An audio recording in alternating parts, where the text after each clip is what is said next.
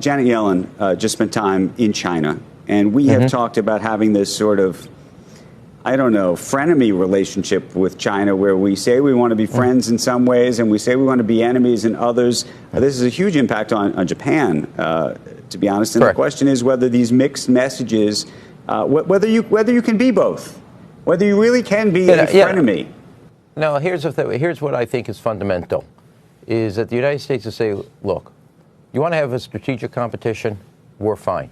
But if you're going to continue to adopt the relationship of being a strategic adversary, these are going to be the consequences, and these are the steps we're going to be taking. I think that's exactly how you should approach it. China basically has spent a decade of intellectual property theft, economic espionage. I mean, take the look of semiconductors. ASML is obviously is a Dutch company. There's Tokyo Electron and Canon, which are Japanese companies. They compete and innovate, and they compete against each other. China was just seen stealing trade secrets from ASML. Tokyo Electron doesn't do that. Canon doesn't do that. So either we're going to be strategic competitors or strategic adversaries. Google just discovered in the AI space that China was stealing trade secrets.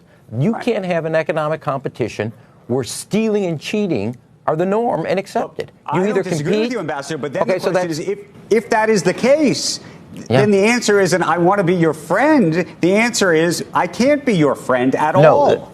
No, the answer is exactly before this goes any further, is making a choice. That's why it was so weird to have U.S. business leaders in China applauding the leadership of the PRC, having all had their I can't tell you as chief of staff how many one of those individuals were in the office talking about trade secrets being stolen or being forced to hand over all the family jewels so they can get access to the market. And then yet China's discovered, and by our own FBI and intelligence agencies, actually spreading misinformation in the United States. You're making the argument against doing business with China.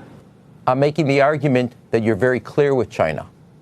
And that the fact is, if you're going to continue down this road, here are going to be the consequences. That's what you do before you take that next step.